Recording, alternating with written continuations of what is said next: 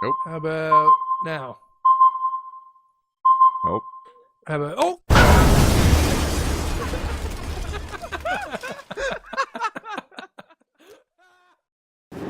Bow, bow, bow, It's Mike. This is the very supreme broadcast of honor podcast. Drivecast, bitch. I'm riding down the road. I'm recording this shit. Listen to me now. I've got a show. I make it up as I go along, cause you know it is the best place to be to get your games, reality, and news. And my views, everything I'm saying right now is made up, just like the show. If you don't like it, shut up and just go.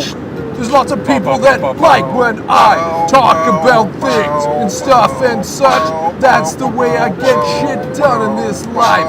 You should try it once. Maybe you'll get a whole pile of friends. Hello and welcome to the very supreme broadcast of honor podcast, Drivecast, with Mike. That's me. I'm driving home from work, and today we're going to talk a little bit about game sequels. Thanks for listening to the podcast. If you're new here, I do drive home an hour and a half from work, also to work, but I do the podcasts some days when I'm driving home from work. If inspiration strikes me, I pull the car over or start it before I leave, hit record on my iPhone, and off we go. Still looking for theme songs or intros of some sort featuring you, or outros. I can play it at the beginning or the end of the podcast. Send them to TVSBOH@gmail.com. Do it! Do it! Just do it, okay? Just do it. Gaming sequels are something I thought about because I've played a lot of gaming sequels because of my age. I'm 33 years old. I've had an opportunity to likely play the first iteration of any game and all subsequent sequels. So I felt I might have a little bit of knowledge and insight into the progression of certain franchises and actual title sequels as they've gone on through the years. It's snowing. I can't believe it's snowing like crazy. It's I think it's March 20th today, and it's snowing. Global warming. Go do yourself. Anyway,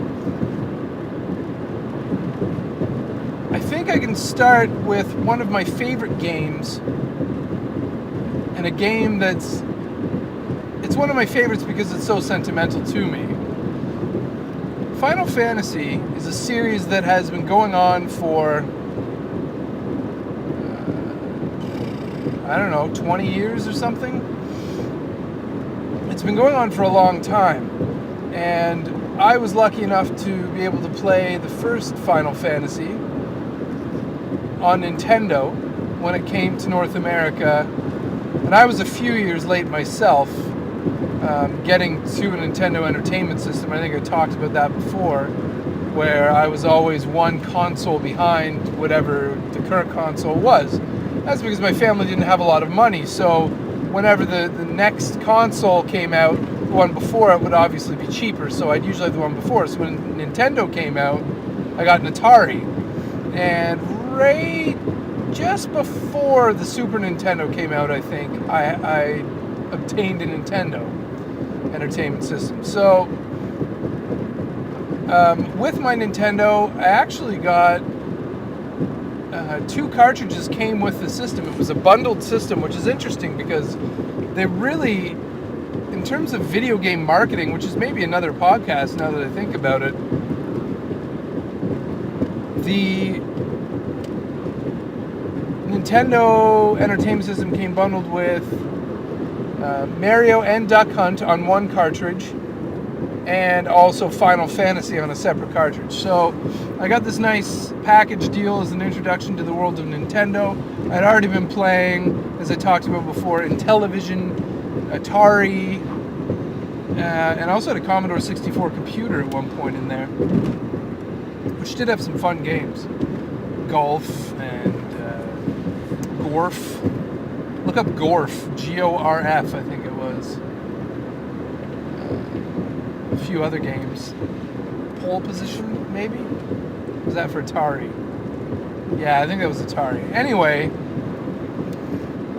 oh my god, it's like a blizzard. This is crazy crap. Crazy craps. This late in March. Anyway, so I was playing all these different systems. I was playing Nintendo, and I had Final Fantasy 1. And what a love affair I had with that game. I literally played that game for, I don't know, a couple of years. It took me a couple of years to beat it. It was a hard game, especially because no one had the benefit of playing a game like that in the home or anywhere, because that was really the first one that was introduced, in my opinion, in that sort of an RPG format. It was one of the firsts. Firsts? One of the first. First. With a T, there's no S at the end. That means first. I have trouble saying T's and S's together. Firsts. But it's first. Anyway. This has been a professional podcast for the very supreme professionals of honor. So I played Final Fantasy 1, and it was such a pleasure to play. I think people who are younger than I am, much younger than I am, maybe played, I think they redid it. Well, I know they did. They remade the game for, I don't know, Nintendo DS or something like that, because I played it recently. Oh, I actually played it on my iPhone. I bought it, you could buy it right from the iTunes store. There was the remake of Final Fantasy 1. That's where I played it. But anyway, which was fun to revisit that. And I made that groaning sound there because I was going to pass this guy, but then I decided it was better not to. So, yeah, fun times in the driving. Final Fantasy 1 was a great game. It introduced a lot of elements into RPG games, role-playing games. I guess you don't say RPG games, do you? Because it's role-playing games. RPGs, that's it. I'm trying to sound like a professional, damn it. I need to use professional terminology. I sound like I'm drunk sometimes. So, Final Fantasy 1 brought a lot of RPGs, brought a lot of elements that later RPGs used. That's what I'm trying to get out. Can I pass you now? Can I pass you now? I can pass you now. Oh, it's got to be quick, though. It's got to be so quick. Just like this. Oh.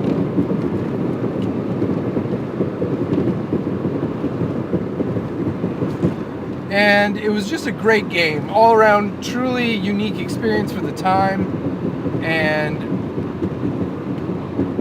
I was engrossed in the game right away. I've always been big into, I don't know, when I was a kid, I was big into make-believe. I've always been into acting and pretending and creativity and improvisation and all these things have been big in my life, even when I was a young kid. And so when Final Fantasy came around, I was really engrossed in that game, because you got to make decisions about your characters, like what's their name. You weren't just thrown into a game where this is your name, this is what you're doing. It was like an open world game. It was like truly one of the first open world games, and there was so much choice and the ability to shape the story in different ways. Not really so much like you would Skyrim or something, but just the ability to choose. Like, I could go to this town, or I could go over to this town. I could walk around in this forest, or I could go to this side of the map and walk around and kill enemies. And that was unique for games at the time. So really, it brought so much to the gaming world and so much to my life. So after Final Fantasy, I finally beat it a couple years later. I played lots of other games that come out. I don't really have a timeline as to when the Super Nintendo came out. I dare say maybe 5 years later, 6, 7, 10. I don't know. No, 10 would be too long. 87 maybe. Maybe 5 years, 6 years. I don't know. But that's irrelevant, really. What I'm trying to figure out is when did Final Fantasy II come out? Because you know what? I didn't even play a sequel to Final Fantasy I until years and years and years later. Might have even been on an emulator. You guys are too slow for me, so I pass you, okay? You okay with this? Well, you've got to be okay with this because you don't have choice. You don't have choice. You don't have choice. My favorite when you're driving is when you go to pass two cars and the second car speeds up so you can't pass them. That's what just happened to me. I went to pass two cars and the second car sped up so I couldn't pass him. And then I was like still trying to pass him and I ran out of time because a car was coming. So I had to drop back and then sort of slow down in front of the other guy, which pisses them off. There's a whole chain of events that I can really thank this second car for. Now I pass you. Now it's your turn. Goodbye. Thanks for playing.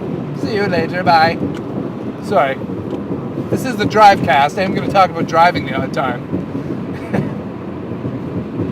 So, I didn't even play Final Fantasy II for years, or any of the other games for years later, until years later, and I'm pretty sure I played through a few of the Final Fantasies on an emulator on my computer. That's what I remember.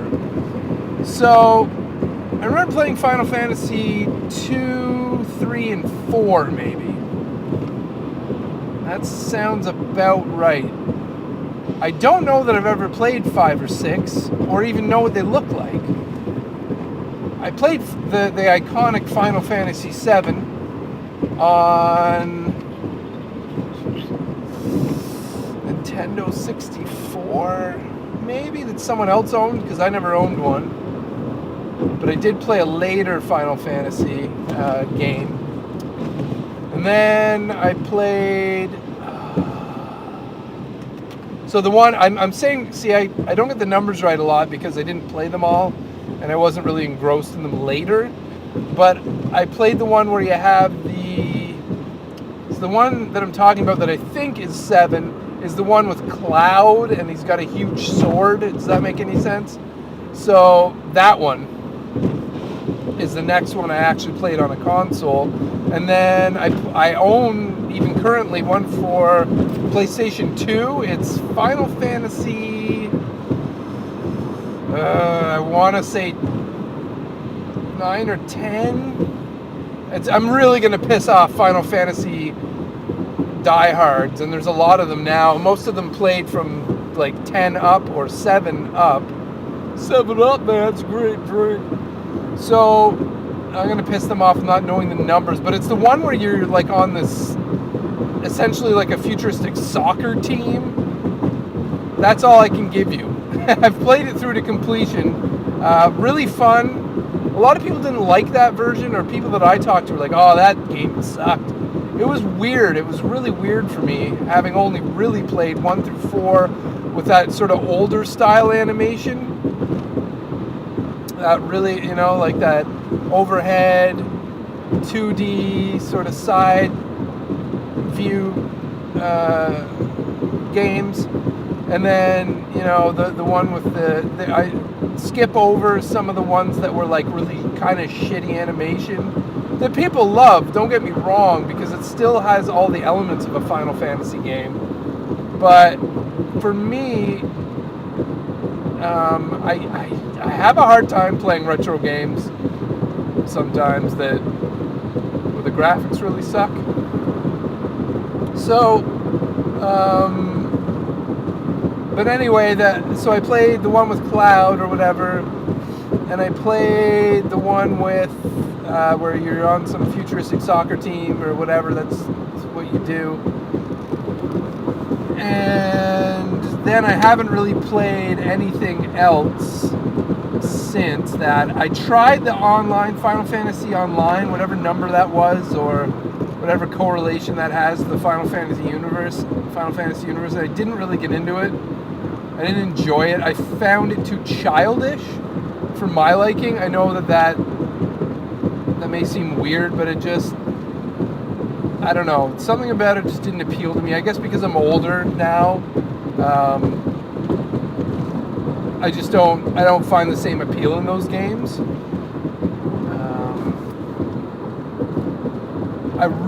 So speaking of sequels, so actually getting to the meat of what I wanted to talk about, now that you know what I've played in Final Fantasy and sort of my experience with it, Final Fantasy sequels, I found I'm saying 1 through 4 because I think they were all that same style, that sort of overhead 2D, there weren't any cutscenes really or anything. It was just sort of an overhead situation, and they were all sort of played in a similar way. Those are endearing to me. I love those games, and I love the mechanics of those games. And they, in my opinion, they improved on those games because they added in things like, one of the big things about Final Fantasy 1 is when you go to a potion shop, let's say you have a ton of cash and you need all 90, like you could only carry 99 potions, like health potions. Let's say you needed 99 and you had 0. You had to go health potion, so you had to walk to the shop, and then you're in the shop. You had to go to the menu for the shop guy. Then you go potion, buy, yes, like over, yes. And then you had to go back to potions, and then down, over, yes, buy, yes, whatever. So you had to do that 99 times, and then if you needed like 3 different types of potions, and like 99 of each of those, plus 99 save tents, or whatever, 99 this and that. It took friggin' forever. You might spend like an hour just getting damn potions, and it was annoying as shit, but you had to do it. And if I used to play that game with a friend of mine, so we trade off. If you died, it'd be the next person's turn to play.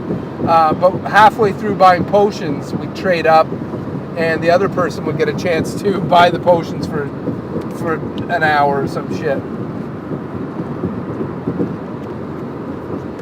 So one of the things they improved upon in subsequent games of Final Fantasy from the first one was the potion buying.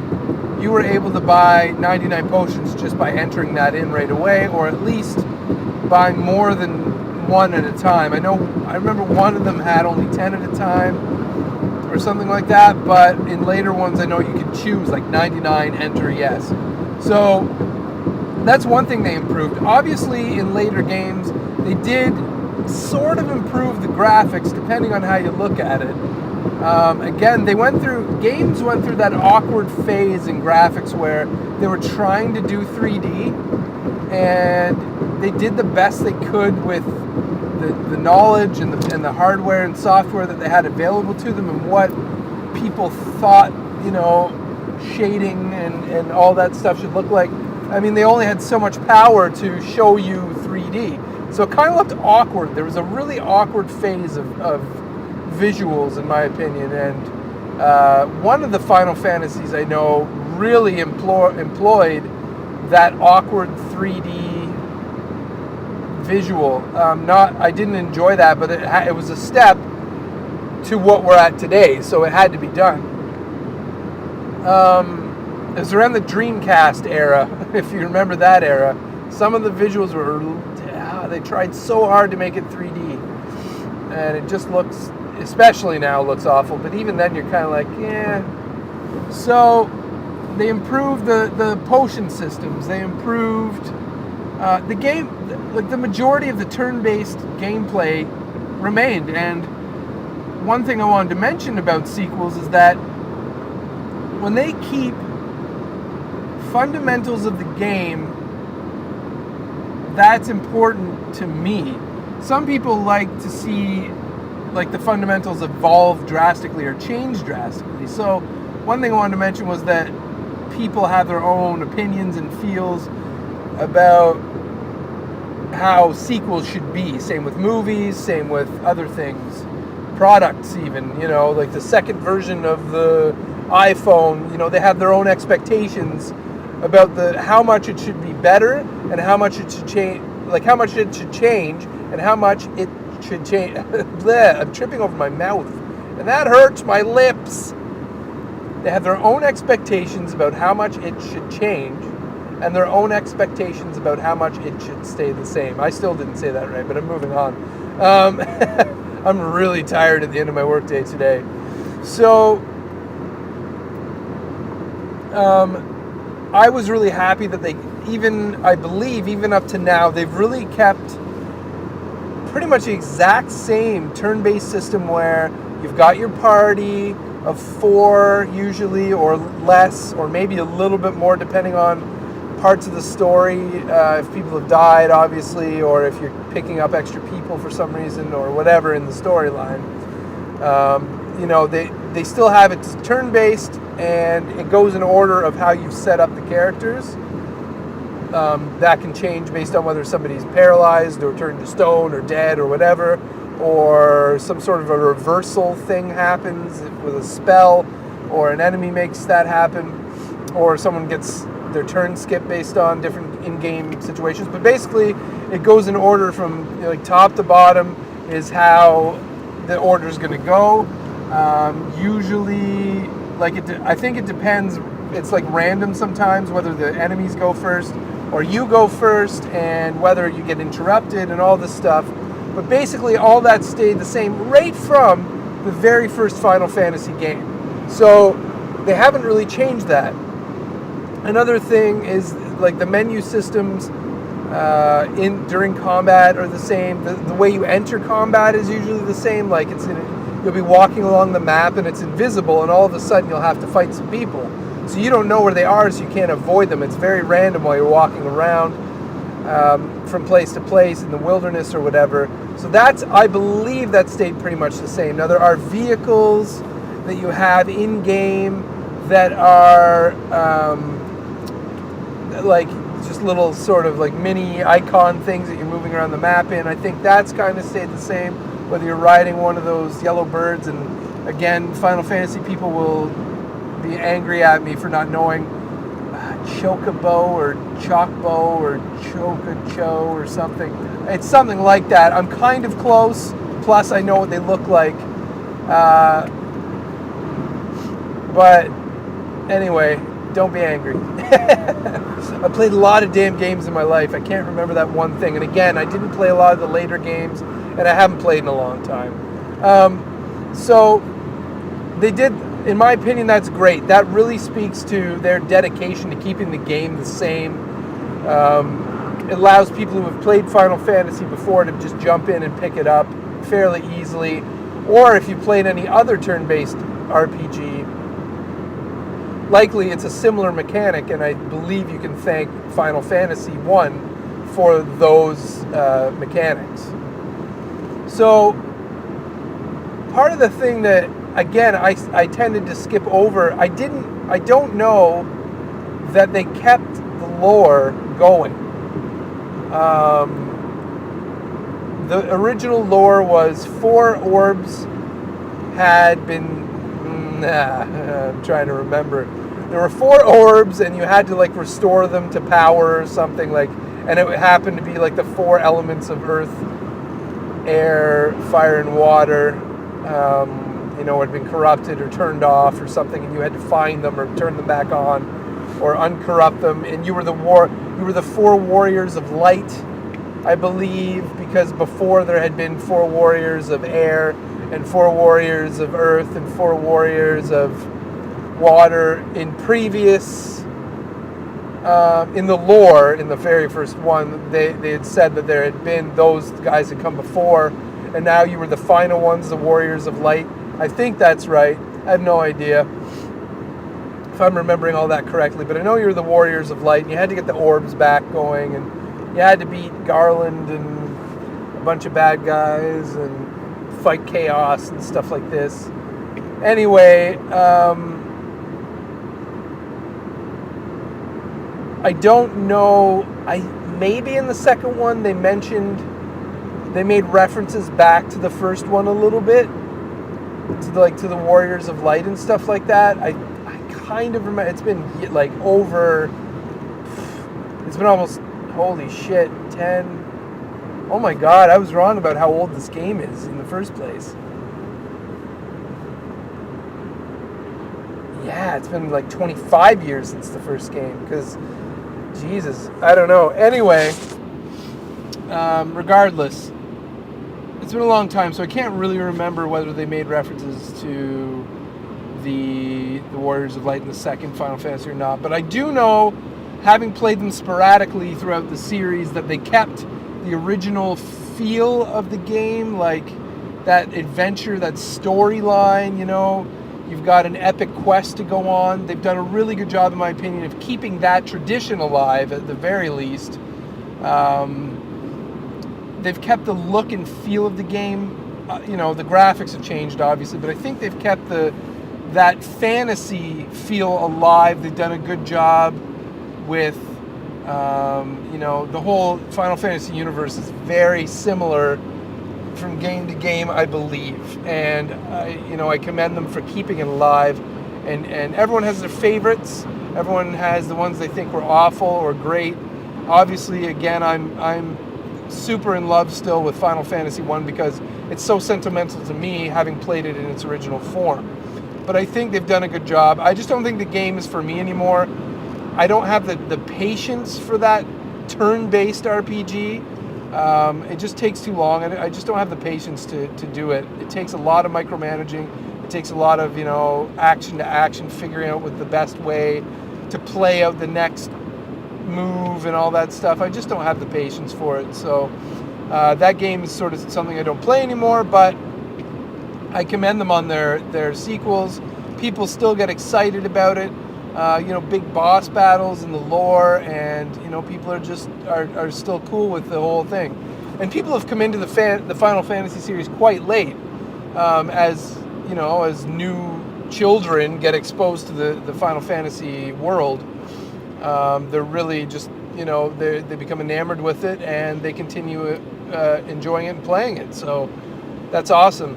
Other games I wanted to talk about, I was thinking about Diablo.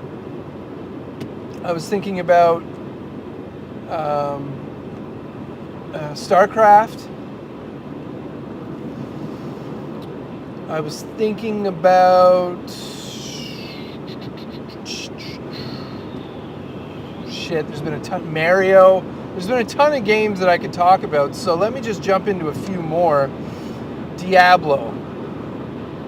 I played the very first Diablo, which a lot of people who may be just getting into gaming now, or the Diablo 3 iteration of the game, may have also played Diablo 2, but maybe not Diablo 1. And I'd recommend you go back and play the very first game of all these games. If you've never played the first one, I recommend, you can probably get them for $5 or free if they're abandonware or whatever. Maybe you know somebody who has an old copy to just borrow or whatever. But Diablo 1, when it came out, was mind-blowing to me. I fell in love with that game. It was real-time dungeon crawler. It was sort of... I can't actually say that it was unique, completely unique for its time. There was a game or two that I played before that game that was similar, but not quite as polished and not quite as epic in its story and its darkness, and its depth of gameplay. I will never be able to remember what it was called. If you've ever played a modern game called Wazhack, which was based on another older game, it was kind of like that, but it really, the graphics were really just like 2D, and you kind of went around in a spiral staircase and kept going down and down and down. And that was before Diablo.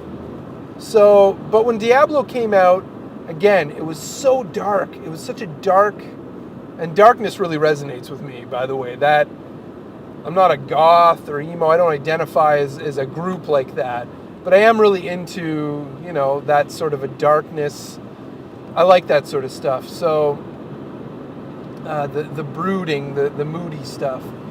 So when Diablo came out, it instantly, man, that was a long ass time ago. I can't even give you a year on that one. But a great PC game. I spent hours and hours playing that game at my friend's house because my computer wasn't even good enough to run it when it came out, and his was. And oh my god, I played it for so many hours. I went back and played it, I don't know, 10 years ago now, and obviously the graphics and the animation aren't anywhere near as good as Diablo 3, but Diablo really kept the same darkness. It kept the same, obviously the theme's about the devil, so it's going to be a little bit dark, about evil and things like that. They've kept the same darkness for the most part. From Diablo 1 to 2 to 3, they've kept the same storyline going for the most part. It's been a continual story, which I really highly commend them for. I have a big problem with games that don't continue the storyline, that they just sort of, here's the same character, but what we're talking about has nothing to do with the previous games at all. Like, doesn't even follow the same lore. It contradicts previous games, but we don't give a shit. And there have been games like that, and I can't think of any off the top of my head, unfortunately. But I know that they're out there, and I know I've played them, and I know I've been upset. I've been like, what? How come this, and this? It totally contradicts everything else. Same with movies. It's such a piss off, right? So Diablo did a great job of continuing the story. They literally continued the story where it left off. Like the next person and the next person was Diablo, and the next person was Diablo, because it just Diablo basically takes over your body or your soul or whatever with the soul gem. And so they've done an amazing job of keeping that up. Every single game going forward past 1 makes reference back to either the previous game or all games, depending. I mean, obviously 2 makes reference to 1 and 3 makes reference to 2 and 1 with various little Easter eggs in the game. That's awesome. To me, it makes me feel acknowledged, hey, we'll put in Wart's bell and Wart's leg. We'll put Wart's leg in the second one. You'll find him. Whoops. Phone slid off my lap there. In Diablo 2, you get Wart's leg to make the Herodic cube to go to the cow level, the secret level. In the third Diablo, you need Wart's bell. I'm saying Wart. I can't really pronounce that. But Wart's bell to get to Whimsyshire, which is the secret level in the third game. And they make reference to the second, the cow level, in the third one when you have to get the secret level. So they keep, whenever they do something like that, it acknowledges the fact that you as a gamer, they're saying, hey, you played these other games. You know about this lore. We're acknowledging that. Thank you for playing those other games. Thank you for spending the money to continue to play the Diablo series. That's what it says to me, and I appreciate that in a sequel. Those little Easter eggs, those little acknowledgments of the previous stories, to show that they put the work into the storyline, and again, to thank you for always playing their series and continuing to do so. And here's a little throwback for you. I find that that's a huge thing about sequels that I like. Continuing the themes like they did in Diablo, and the storyline were huge for me. Obviously, Diablo, there's been lots of and I'm finding that it's in today's day and age, right, 2014, 2013, 12, 11, around these later eras of current day, sequels are coming under huge, heavy fire. major trolling by people, major just anger, and I've been part of that. Like we talked about SimCity 5, it was the very first podcast of the Drivecast, and they fucked that up. They fucked it up. Now, granted, it's been 5 games in the series, so there is more of an opportunity to get it wrong.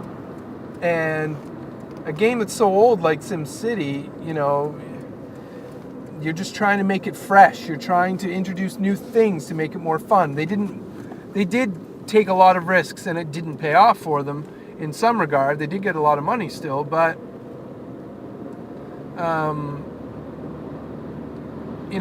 they took risks and it didn't pay off. Diablo 3, a lot of the problems with sequels now are because they're multiplayer, or you have to be on a server, and the servers come under heavy load.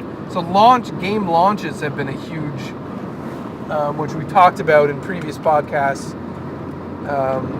Game launches have been extremely troublesome for a lot of games, and that really takes a huge dump on sequels, because whether the game's good or not, if people can't play it when you say they can play it, if they've pre-bought it and you say you get early access but they don't end up getting it because the servers aren't working, or the game, you can't even download the game or whatever, that is a huge hindrance to that's been a huge hindrance to sequels lately. And Diablo 3 had a horrible launch. They had just shit. And this is also haunted sequels, game bugs. And I think I talked about that previously too, in that they're rushing the games to release, and that is just not cool. It's not acceptable, and it tarnishes the sequels. It tarnishes the brand. It tarnishes your love. Like, I played Diablo 1 and loved it.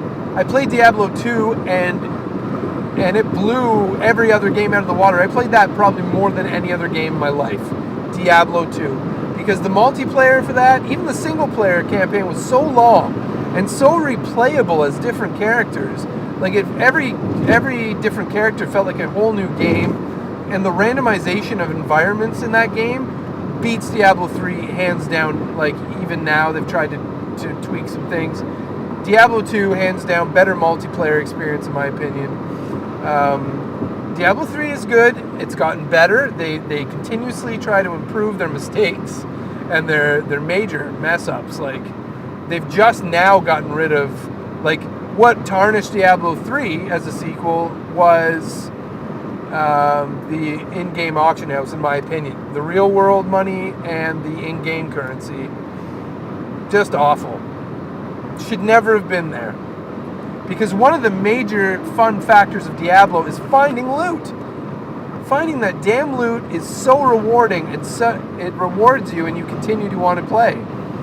But if you come into a game and people have like this really wicked stuff, you're like, well, fuck, what's the point if they can just rich people can spend real world money, and farmers can spend in-game money on the best items, and like you go into the game and you just whip through the game. You don't even play. You just stand there while they beat everything. What's the point? I mean, yes, you get loot, but it's just like, it kind of defeats the purpose a little bit. So getting rid of the auction house completely, in my opinion, long overdue. They never should have implemented it. There was a lot of protests when they did implement it, but they didn't listen. And then they made their fucking money off the in-game auction house, and now they're closing it down because no one plays Diablo anymore. So they made their money, and they probably don't give a shit. They made their money off that infrastructure. They're discontinuing it. What do they fucking care? It's awful, in my opinion, what they did with that. Anyway, that aside, in-game auction house was a mistake. Tarnished the brand. All the bugs, all the release problems, and the getting to play it problems tarnished Diablo 3, and people stopped playing it. There's balance issues. The loot got boring. I feel like you got to the final levels too quickly. The replay value was shitty. I got bored with the game. I just got so bored. The hard, like, hell level, or the really hardest level was, in my opinion, too hard. So you got to that level, and then you just couldn't play anymore. It was just like, fuck it, I'm bored. And the replay value wasn't enough to make you play it anyway. So they're trying to come up with new ways to get people to play finally based on the feedback of all the players. Why aren't you playing Diablo 3 anymore? Well, let me tell you, buddy. And then they've taken that feedback and they're really trying to implement it, change the game. There's new loot. There's new levels, the Paragon levels. There is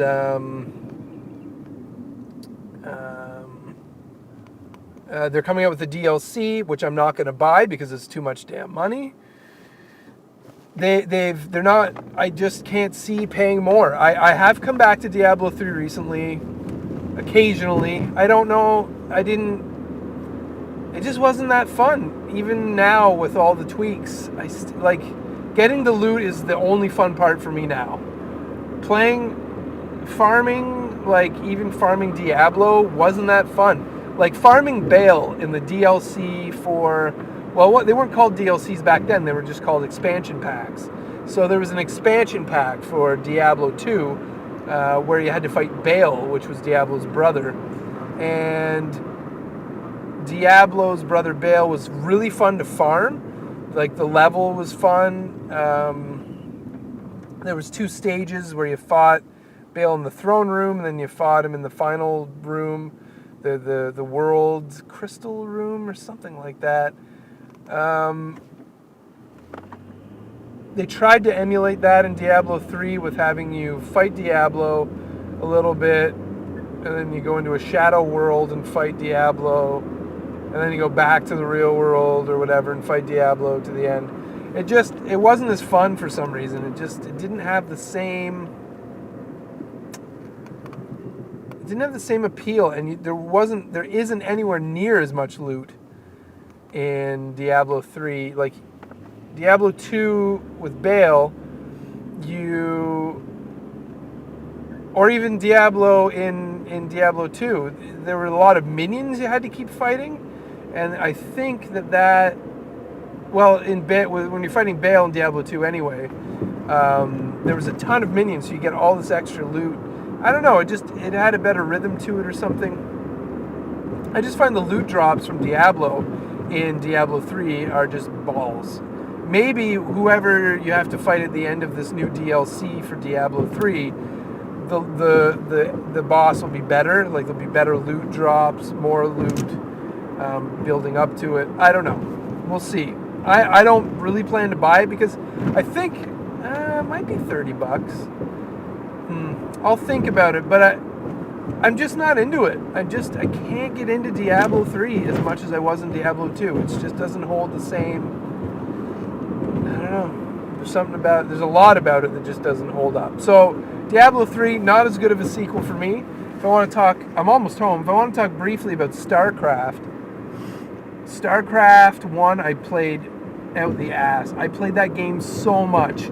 Same with Diablo 2. I played StarCraft 1. If I wasn't playing Diablo 2 for a long time, I played Diablo 1 or StarCraft 1, the first StarCraft game. The multiplayer in that was so fun. All the custom maps, just unbelievably awesome. The ingenuity of people when they created custom maps. I think that was one of the first games that really had a lot of. It wasn't a mod, but the way that you created custom maps sort of modded the game. So you have to give StarCraft 1 a lot of credit for that, the ability to mod the maps and really change the way the game played. I played StarCraft 2 briefly, and again, I couldn't get into it as much as StarCraft 1. Yes, the graphics are updated. There's way more units and different units and stuff. I don't know. It didn't have enough that was, I guess, new. I don't know. I wanted to play it for the story. Like I loved the story of the first StarCraft, so I did play it for the story. I got the story out of it, but then after that, I was just kind of like, whatever. I don't really feel like playing it anymore. The multiplayer I didn't enjoy so much. I really don't remember why, but I know that it was so long ago now that I played it when it first came out that I just wasn't into it. Maybe I've just moved on from that genre of game. But it's hard to know, you know. But StarCraft 2 for me didn't have as much appeal as StarCraft 1 or replayability. But people love it. I know they play the multiplayer quite a bit, and that's cool. But for me, it just the single player was too short, and not enough was put into it for me. I feel that they kept the storyline going, which is great. So I commend them for that, but I didn't really get as much out of the multiplayer. I'm home now, so there's so many sequels and different games I'd want to get into about disappointing sequels. I could just list them, I guess. Mario went a million different directions over the years, so there were some I enjoyed. I really enjoyed Mario, and then I enjoyed Mario 2, which is a completely weird-ass game. Really weird from all the other games, but I really enjoyed it. It was so fun and different, but it brought in this whole new lore to Mario, and the Mario universe, which is so cool. And then Mario 3 sort of went back to its roots a bit, and I enjoyed that immensely. Mario 3 is probably my favorite Mario game, where it brought in a bunch of different elements. Super Mario World was fun and interesting, and then it sort of lost me. It went to a bunch of different places, and I'm not even mentioning a ton of different Mario games that came out, Luigi's Mansion and so on. But they've done fairly well to keep it true to the original game, and they've expanded on the universe in a good way. We could talk about sequels that have never come out or kept promising to come out and were really late. I talked about that before, but like Duke Nukem 3D, or was it Duke Nukem Forever? Whatever the most recent Duke Nukem game was, and it was complete crap. Mainly because that style of shooter went out of fashion and they took so long in making it. They really shouldn't have made it, but it tarnished the series. I don't know. There's been a number of games over the years that have a lot of hype for their sequel, and then it lets you down. There's been a lot of games over the years where they just change too much, and you're like, this is not what they're calling it. This is a whole different game. Why would they crap on the previous iterations of the game, or why would they ignore the previous universe and sort of mess up the storyline? Why would they do that? How dare they do that? You know, if you're emotionally attached to the games or sentimentally attached to the games, that can happen. So, but I guess I didn't really get to... There's so much more I want to talk about, is what it basically comes down to about sequels. Lots of examples and lots of other things that are good and bad about them. But that's my time. That's the end of the podcast for today. So I hope you enjoyed. And check us out on twitter.com/TVSBOH, facebook.com/TVSBOH. You're here on YouTube. Hit that subscribe button if you're enjoying what you're listening to for more. And also see me live on twitch.tv/TVSBOH 3 times weekly right now. Just doing lots of live streaming because that's what I love. And we'll see you all later. Thanks very much for listening. Submit those theme songs. Do it. Love you guys. Take care. Bye-bye. Burrito. Podcast is over, and I was glad that you were here. If you ever need to pick me up, just send us a tweet or watch our videos or live stream, or just sing this song. I like burritos, I like burritos, I like burritos, man. I like burritos, I like burritos, that's the end of the podcast now.